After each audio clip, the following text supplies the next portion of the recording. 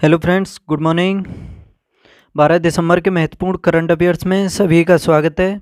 और देखो, थंबनेल पर आप देख पा रहे होंगे कि छत्तीसगढ़ के मुख्यमंत्री बन चुके हैं और आपको इन चारों में से बताना है कि छत्तीसगढ़ के मुख्यमंत्री कौन बने हैं।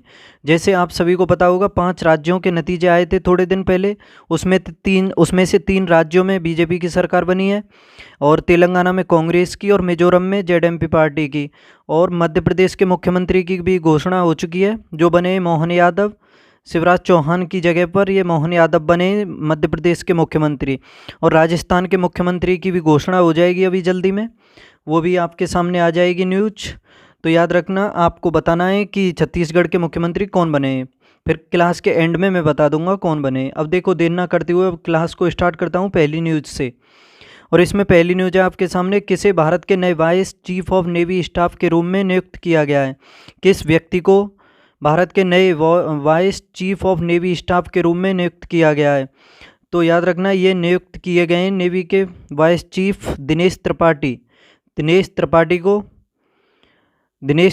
को vice chief of navy staff नियुक्त किया गया है। दिनेश त्रिपाठी को, इंपॉर्टेंट क्वेश्चन है, याद कर लेना अच्छे से। अब देखो, इसमें महत्वपूर्ण पॉइंट है कि नुसरत चौधरी किस देश के इतिहास में पहली मुस्लिम महिला संघीय जज बनी है। ये नुसरत चौधरी हैं, और किस देश के इतिहास में पहली मुस्लिम महिला जज। तो याद रखना, ये अमेरिका में बनी है। और भारत में कौन थी पहली महिला जज, या फिर कह सकते हो मुस्लिम महिला? तो फातिमा बीबी थी। आपको पता होगा, थोड़े दिन पहले उनका निधन हुआ है, अभी 94 वर्ष की आयु में। तो ये फातिमा बीबी का, और ये नुसरत चौधरी बनी है अमेरिका के इतिहास में पहली मुस्लिम महिला जज। नुसरत चौधरी अमेरिका में बनी है। किन्हें नए स्वास्थ्य सचिव के रूप में नियुक्त किया गया है। तो सुधांशु पंत बने नए स्वास्थ्य सचिव बने सुधांशु पंत। हिंदुस्तान यूनिलीवर के नए एमडी और सीईओ के रूप में किसे नियुक्त किया गया है। तो रोहित जावा को हिंदुस्तान यूनिलीवर के नए एमडी और सीईओ के रूप में नियुक्त किया गया है। किसे बैंक ऑफ इंडिया के नए एमडी और अध्यक्ष के रूप में नियुक्त किया गया है। तो रजनीश कर्नाटक को, यानी बैंक ऑफ इंडिया के एमडी और अध्यक्ष बने Rajneesh Karnatak. Bank of India के एमडी और अध्यक्ष रजनीश कर्नाटक बने। देखो, सेकंड न्यूज है इसमें, सियाचिन में तैनात होने वाली पहली महिला मेडिकल ऑफिसर के रूप में किसे नियुक्त किया गया है। सियाचिन ग्लेशियर है, इंडिया का सबसे बड़ा ग्लेशियर है, आपने पढ़ा भी होगा। जैसे सियाचिन है, बाल्टोरो, बियाफो, हिस्पर, ये सभी जम्मू कश्मीर में पड़ते हैं। तो याद रख लेना इन्हें। सियाचिन में तैनात होने वाली पहली महिला ऑफिसर बनी है, मेडिकल ऑफिसर। तो ये बनी है, आपके सामने दिखा देता हूँ, एक सेकंड। ये बनी है गीतिका कौल सियाचिन में तैनात होने वाली पहली महिला चिकित्सक बनी है। और भी जान लो कि दुनिया के सबसे ऊंचे युद्ध क्षेत्र, ये भी इम्पोर्टेंट हो जाता है, दुनिया का सबसे ऊंचा युद्ध क्षेत्र है ये सियाचिन जो, जिस पर भारत पाकिस्तान के मध्य युद्ध हुआ था, उस जगह पर तैनात होने वाली ये कैप्टन गीतिका कौल महिला सेना चिकित्सक बनी है भारत की पहली। इंपॉर्टेंट क्वेश्चन है, गीतिका कौल। अब देखो, किसे भारतीय सेना ने पहली महिला बटालियन कमांडर के रूप में नियुक्त किया है। भारतीय सेना में पहली महिला बटालियन कमांडर, तो ये सुचिता शेखर बनी है। सुचिता शेखर कौन? सुचिता शेखर। भारत में सबसे बड़ी एनबीएफसी पावर फाइनेंस कॉरपोरेशन यानी पीएससी लिमिटेड की पहली महिला अध्यक्ष और प्रबंध निदेशक यानी सीएमडी, ये परमिंदर चोपड़ा। किसकी? पावर फाइनेंस कॉरपोरेशन की। अब देखो, ये जो अभी सूचकांक आया है आपके सामने, जलवायु परिवर्तन प्रदर्शन सूचकांक, जो 2024 के लिए जारी किया गया है, जलवायु परिवर्तन प्रदर्शन सूचकांक। और इसमें भारत की रैंक आई है 7वीं। 2023 के सूचकांक में भारत की रैंक थी 7वीं। और इसके बारे में ये भी जान लो कि इसको जारी कौन करता है। तो जर्मनी में स्थित German watch, new climate institute and climate action network international, इन सभी के द्वारा संयुक्त रूप से जलवायु प्रदर्शन सूचकांक को जारी किया जाता है? जलवायु परिवर्तन प्रदर्शन सूचकांक को, एक सेकंड पेन चेंज कर लेता हूँ। देखो, जर्मन स्थित German watch, new climate institute और क्लाइमेट एक्शन नेटवर्क इंटरनेशनल, इन तीनों के द्वारा ये संयुक्त रूप से जारी किया जाता है जलवायु परिवर्तन प्रदर्शन सूचकांक, और ये 2024 का हाल ही में जारी किया गया है। और देखो, इसको जारी करने का उद्देश्य है कि जलवायु संरक्षण प्रयासों एवं अलग अलग देशों द्वारा की गई प्रगति की तुलना करने में सक्षम बनाना। यानी जलवायु संरक्षण प्रयासों एवं अलग अलग देशों द्वारा की गई प्रगति की तुलना करने में सक्षम बनाना, यानी जो अच्छा कार्य करेगा उसको सम्मानित करना, इसका कह सकते हो। प्रकृति के लिए अच्छा कार्य करने वाले देशों को सम्मानित करना इसका महत्वपूर्ण उद्देश्य है। और देखो, और आपके सामने ये इसकी जो सूची जारी की गई है जिसमें टॉप 10 देश हैं, तो देखो इसमें जलवायु प्रदर्शन सूचकांक में पहले 3 स्थानों पर तो कोई भी देश नहीं है, या फिर ऐसे कह सकते हो कि पहले 3 देशों के लायक किसी ने कोई काम नहीं किया है ऐसा कि पहले 3 स्थानों पर उसको रख सकें। फिर इसमें चौथे स्थान पर है डेनमार्क। डेनमार्क को ही समझ लो कि पहला स्थान है डेनमार्क का, और वैसे इसमें देखा जाए तो वो चौथे स्थान पर है। दूसरे पर है एस्टोनिया, तीसरे पर है फिलीपींस, और 7वें पर इंडिया, 8वें पर नीदरलैंड, 9वें पर मोरक्को, 10वें पर स्वीडन, 10वें पर स्वीडन। देखो, एस्टोनिया जो है ये बाल्टिक कंट्री है, बाल्टिक सागर से इसकी सीमा लगती है। आपको पता होगा 3 देश हैं बाल्टिक कंट्री किन्हें कहा जाता है? एस्टोनिया, लातविया और लिथुआनिया। ये पूछा जाता है, इंपॉर्टेंट हो जाते हैं, एस्टोनिया, लातविया और लिथुआनिया। और ये डेनमार्क पहले स्थान पर है इसमें। और इसमें अगर देखा जाए तो इंडिया को वैसे देखो तो डेनमार्क को पहला मान लो, तो इंडिया इसमें चौथे स्थान पर है कुल, ठीक है। और इसके अलावा 2023 में और भी सूचकांक जारी किए गए हैं, ये महत्वपूर्ण है, इन्हें भी देख लो। कि हेनले पासपोर्ट इंडेक्स जो जुलाई 2023 में जारी किया गया था, हेनले पासपोर्ट इंडेक्स, इसमें भारत की रैंकिंग है 80, यानी 80 देशों में भारतीय बिना वीज़ा के यात्रा कर सकते हैं। 80 देशों में नहीं, सॉरी 80वां स्थान मिला है, 80वां स्थान। तकरीबन 57-60 के करीब देशों में यात्रा कर सकते हैं भारतीय वीज़ा से। और विश्व प्रेस स्वतंत्रता सूचकांक, इसमें भारत की रैंक है 161। विश्व प्रेस स्वतंत्रता सूचकांक में भारत की रैंकिंग 161। और विश्व प्रसन्नता सूचकांक में, हैप्पीनेस में, वर्ल्ड हैप्पीनेस इंडेक्स में भारत की रैंकिंग है 126। और खुशहाली में ये भी 126 है। इसके अलावा ऊर्जा संक्रमण सूचकांक में, ऊर्जा संक्रमण सूचकांक में भारत की रैंकिंग है 67वीं। और चुनावी लोकतंत्र सूचकांक में ये भारत की रैंकिंग है 108वीं। चुनावी लोकतंत्र में भारत की रैंकिंग 108। अब देखो आगे तीसरी न्यूज है इसमें कि अमेरिका द्वारा किसको ग्लोबल एंटी करप्शन चैंपियन के रूप में नामित किया गया है? ग्लोबल एंटी करप्शन चैंपियन के रूप में अमेरिका के द्वारा नामित किया गया है किसको? देखो, who has been named as the global anti corruption champion by the US. तो अमेरिका के द्वारा किसको ग्लोबल एंटी करप्शन चैंपियन के रूप में नामित किया गया है? तो याद रखना, ये नामित किया गया है निखिल डे को दिसंबर 2023 के प्रथम सप्ताह में संयुक्त राज्य अमेरिका द्वारा अंतर्राष्ट्रीय भ्रष्टाचार रोधी चैंपियन पुरस्कार से सम्मानित किया गया है। और United states bureau of international narcotics and law enforcement affairs ने भारत में सामाजिक आंदोलनों और सरकारी कल्याणकारी कार्यक्रमों में भ्रष्टाचार के खिलाफ निखिल डे के काम को रेखांकित किया है। तो निखिल डे को इसमें नामित किया है अमेरिका ने ग्लोबल एंटी करप्शन चैंपियन से। किस भारतीय मूल की वैज्ञानिक को डच विज्ञान में सर्वोच्च सम्मान स्पिनोजा पुरस्कार दिया गया है? स्पिनोजा, तो याद रखना ये दिया गया है जोइता गुप्ता को डच विज्ञान में सर्वोच्च सम्मान स्पिनोजा से सम्मानित किया गया है।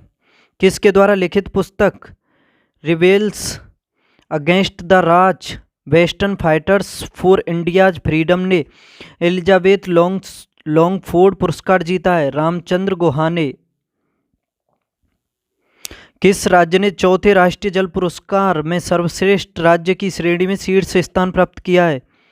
चौथे राष्ट्रीय जल पुरस्कार में, तो याद रखना इसमें स्थान प्राप्त किया है पहला मध्य प्रदेश ने। चौथे नंबर के दिए गए हैं ये राष्ट्रीय जल पुरस्कार और इसमें पहले स्थान पर है मध्य प्रदेश। देखो दोस्तों, क्वेश्चन अगर आपको अच्छे लग रहे हो, कुछ समझ में आ रहा हो, क्लास अच्छी लग रही हो, तो चैनल को भी सब्सक्राइब कर लो अगर नहीं किया है तो, और लाइक शेयर भी करते रहो अपने दोस्तों के बीच भी। अब देखो इसमें चौथी न्यूज है आपके सामने। हाल ही में जारी वैश्विक रैंकिंग में कौन शीर्ष पर रहा है? हाल ही में जारी वैश्विक रैंकिंग में कौन शीर्ष पर रहा है? UH top the recently release global pollution ranking. तो इसमें पहले स्थान पर है पाकिस्तान का शहर है लाहौर। IQ के अनुसार पाकिस्तान के दूसरे सबसे बड़े शहर लाहौर ने हाल ही में दुनिया की सबसे खराब वायु गुणवत्ता होने का गौरव हासिल किया है। और लाहौर पाकिस्तान का दूसरा सबसे बड़ा शहर गंभीर धुंध संकट से जूझ रहा है। याद रख लेना इन्हें अच्छे से। दुनिया का सबसे प्रदूषित शहर बन करके उभरा है ये लाहौर। ये तो खैर काफ़ी दिनों से, कई सालों से ये तो प्रदूषण ही है। आगे तो फोर्ब्स की ग्लोबल 2000 की सूची में रिलायंस 8 पायदान चढ़ कर के कौन से स्थान पर पहुंच गया है? ग्लोबल 2000 की सूची में रिलायंस 8 स्थान ऊपर चढ़ चुकी है। रिलायंस जो कंपनी है भारत की मुकेश अंबानी की, तो ये 45वें स्थान पर पहुंच चुकी है दुनिया में। 2000 ग्लोबल 2000 की सूची में 45वें नंबर पर।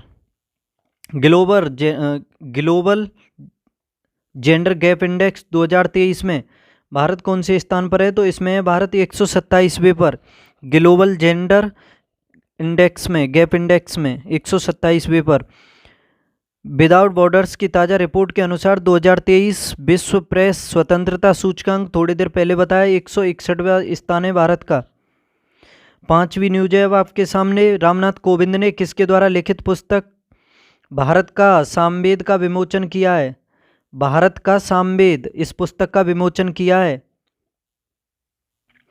तो इसमें पूछा है ये जो भारत का सामवेद, इसका विमोचन रामनाथ कोविंद ने किया है, किसके द्वारा लिखी गई है? Ramnath Kovind has release the book Bharat का Samaveda written by whom.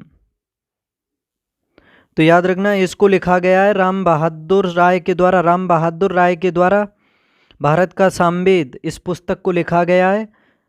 Ram Bahadur राय के द्वारा भारत का सामवेद, इस पुस्तक को लिखा गया है और इसका विमोचन किया है रामनाथ कोविंद ने। 4 वेद हैं आपने पढ़े होंगे, ऋग्वेद, सामवेद, यजुर्वेद और अथर्ववेद।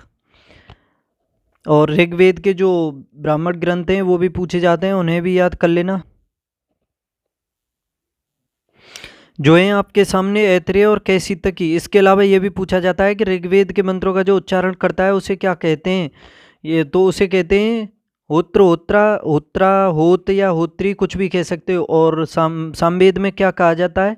सामवेद में कहा जाता है उद्गाता, और यजुर्वेद में अथर्वु और ब्रह्मा कहा जाता है अथर्ववेद में। तो इम्पोर्टेंट है, इन्हें याद कर लेना अच्छे से। ऋग्वेद से यानी वेदों को तो अच्छे से पढ़ लो आप।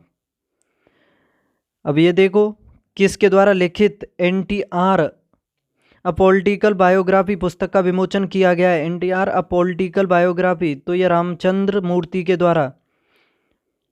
शशि थरूर ने किसके द्वारा लिखित पुस्तक रिंग साइड का विमोचन किया है? रिंग साइड पुस्तक लिखी है विजय दर्दा ने और इसका विमोचन किया है शशि थरूर ने। रिंग साइड किसने लिखी है? विजय दर्दा, और विमोचन शशि थरूर ने। अब देखो छठी न्यूज है। टाइम मैगजीन ने किसे CEO ऑफ द ईयर चुना है? Who has been chosen as CEO of the year by Time magazine. तो टाइम मैगजीन ने किसे CEO ऑफ द ईयर चुना है? तो इसमें चुना है सैम ऑल्टमैन को। सैम ऑल्टमैन को। देखो इसके बारे में अभी काफ़ी दिन पहले, ये थोड़े दिन पहले ही काफ़ी चर्चा में रहा था। ओपन AI के चीफ हैं ये। ओपन AI के चीफ एग्जीक्यूटिव ऑफिसर यानी CEO हैं ये ओपन AI के। सैम ऑल्टमैन को टाइम मैगजीन ने CEO ऑफ द ईयर 2023 के लिए चुना है और सैम अल्टमैन को टेक इंडस्ट्री में उनके योगदान के लिए अवार्ड दिया गया है। और सैम के अलावा टाइम मैगजीन ने लेटर स्विफ्ट को पर्सन ऑफ द ईयर चुना है, ये भी इम्पोर्टेंट है। टेलर स्विफ्ट को person of the year, Taylor Swift को पर्सन ऑफ द ईयर और लियोनेल मेसी को athlete of the year.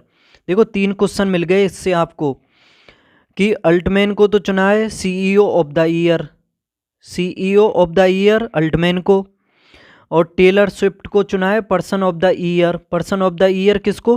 Taylor Swift को। और एथलीट ऑफ द ईयर ये लियोनेल मेसी को, टाइम मैगजीन ने। और टाइम मैगजीन ने बताया कि चैट जीपीटी के नवंबर 2022 में लॉन्च होने के 5 दिनों के अंदर 1 मिलियन से ज़्यादा यूजर्स हो गए थे। यानी चैट जीपीटी, ये भी इम्पोर्टेंट है, कब लॉन्च हुआ था? 2022 में, नवंबर 2022 में जब ये लॉन्च हुआ था, उसके 5 दिनों के अंदर ही इसके 1 मिलियन से ज़्यादा यूजर्स हो गए थे। देखो 4 क्वेश्चन मिल गए आपको। वर्ष के सर्वश्रेष्ठ एशियाई अंडर 20 पुरुष एथलीट चुने जाने वाले पहले भारतीय कौन बने? तो सेल्वा प्रभु त्रुमन बने। अंडर 20 एशियाई अंडर 20 पुरुष एथलीट चुने गए हैं ये सेल्वा प्रभु त्रुमन। किस बैंक को business change maker of the year 2023 से सम्मानित किया गया है? तो रिजर्व बैंक ऑफ इंडिया को business change maker of the year से। किस राज्य के 10 वर्षीय वेहान तल्या को wild life photographer of the year का पुरस्कार दिया गया है? तो कर्नाटक के हैं ये 10 वर्षीय वेहान तल्या, और इन्हें wild life photographer of the year का पुरस्कार दिया गया है, वेहान तल्या, और मात्र 10 वर्ष की आयु में। देखो अब 7वीं न्यूज है। किस प्रख्यात कन्नड़ अभिनेत्री का 85 वर्ष की आयु में निधन हो गया है? किस कन्नड़ अभिनेत्री का 85 वर्ष की आयु में निधन हो गया है? तो याद रखना इनका नाम है लीलावती, और ये प्रसिद्ध कन्नड़ अभिनेत्री हैं लीलावती, और इनका निधन बंगलुरु में हो गया है और मात्र 85 वर्ष की आयु में। 1958 से 2009 तक 600 से अधिक फिल्मों में इन्होंने अभिनय किया था, 600 से अधिक। और कन्नड़ अभिनेत्री हैं ये, याद रखना अच्छे से, क्या नाम है? लीलावती।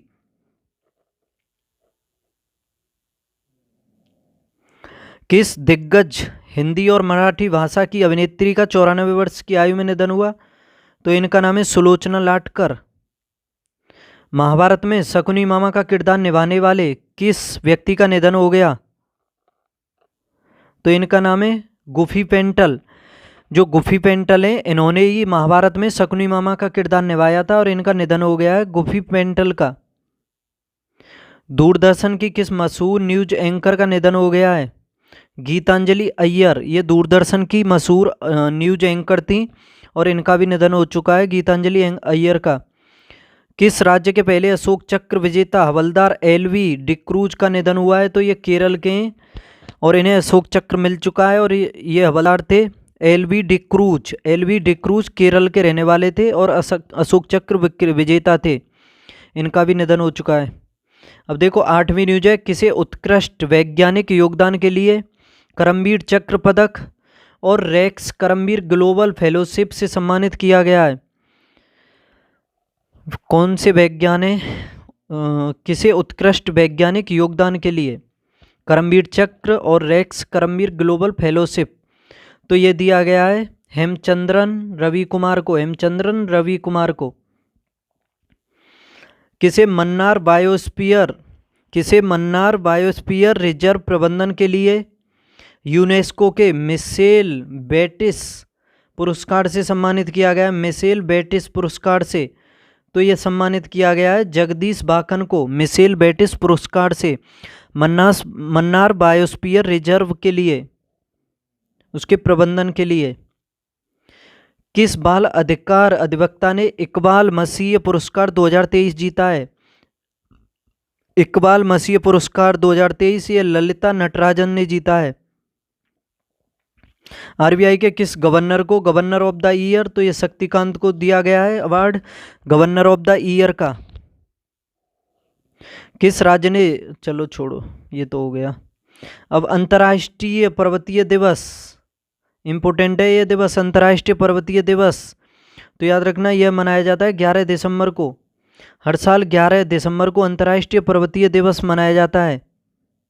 और ये पर्वतों के महत्व के बारे में जागरूकता पैदा करने, पहाड़ के विकास में अवसरों और बाधाओं को उजागर करने और सहयोग करने के लिए मनाया जाता है। और दुनिया भर में पर्वतीय क्षेत्रों में रहने वाले लोगों को और वातावरण में सकारात्मक बदलाव लाने के लिए भी मनाया जाता है।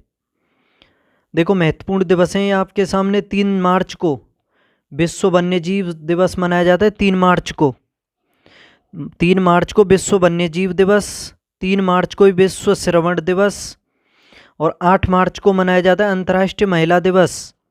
10 मार्च को CISF स्थापना दिवस, CISF स्थापना दिवस 10 मार्च को। 15 मार्च को विश्व उपभोक्ता अधिकार दिवस, ये भी इम्पोर्टेंट है, विश्व उपभोक्ता अधिकार दिवस 15 मार्च को। 16 मार्च को राष्ट्रीय टीकाकरण दिवस, और 17 मार्च को विश्व नींद दिवस। 18 मार्च को आयुध निर्माणी दिवस। 17 मार्च को विश्व नींद दिवस। अब लास्ट क्वेश्चन है आपके सामने, किसे CCI स्पोर्ट्स बिजनेस अवार्ड में sports business leader of the year 2023 से सम्मानित किया गया है? किसे CCI स्पोर्ट्स बिजनेस अवार्ड में sports business leader of the year से तो ये सम्मानित किया गया है जय साहा को। जय साहा को भारतीय क्रिकेट कंट्रोल बोर्ड यानी BCCI के सचिव हैं ये जय साहा, और इनको CCI स्पोर्ट्स बिजनेस अवार्ड में sports business leader of the year 2023 से सम्मानित किया गया है। और जय साहा ये सम्मान पाने वाले भारतीय खेल प्रशासन के पहले व्यक्ति हैं। और जय साहा वर्तमान में एशियाई क्रिकेट परिषद के अध्यक्ष भी हैं। इम्पोर्टेंट है, देखो एशियाई क्रिकेट परिषद के अध्यक्ष भी हैं ये जय साहा, और BCCI के सचिव भी हैं। BCCI के सचिव हैं ये, और एशियाई क्रिकेट परिषद के अध्यक्ष हैं।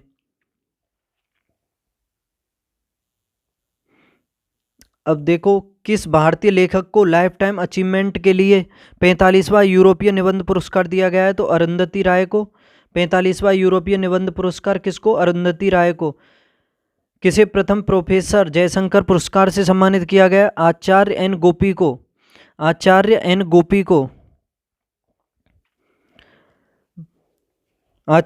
गोपी को प्रोफेसर जयशंकर पुरस्कार से सम्मानित किया गया। किस प्रतिष्ठित किसको जर्मन शांति पुरस्कार 2023 दिया गया है?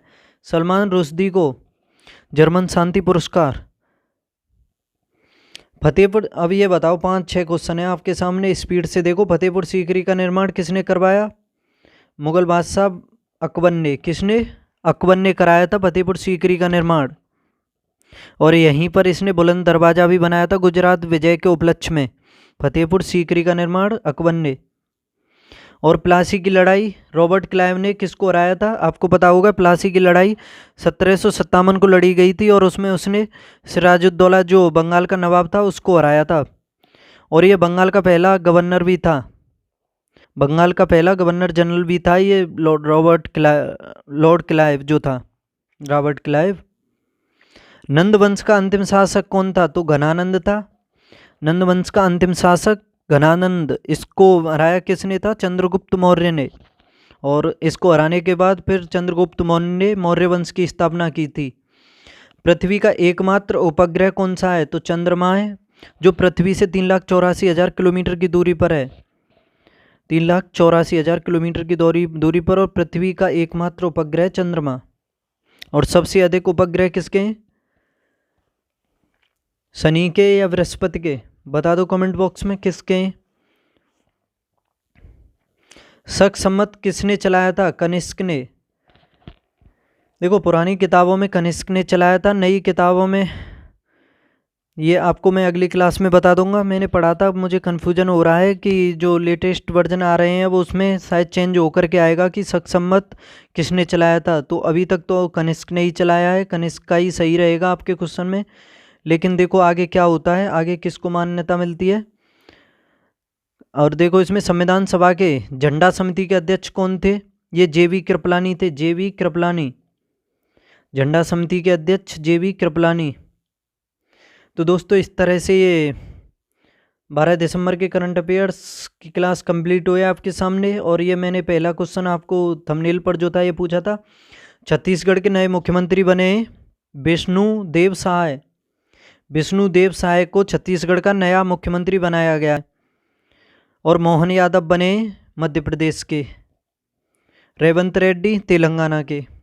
ठीक है, इन्हें सभी को अच्छे से याद रख लो। कैसी लगी क्लास बताओ कमेंट बॉक्स में। और चैनल को सब्सक्राइब नहीं किया है तो चैनल को भी सब्सक्राइब कर लो। पढ़ते रहो, हंसते खेलते कूदते मुस्कुराते रहो। कल मिलते हैं फिर 13 दिसंबर के साथ। बाय।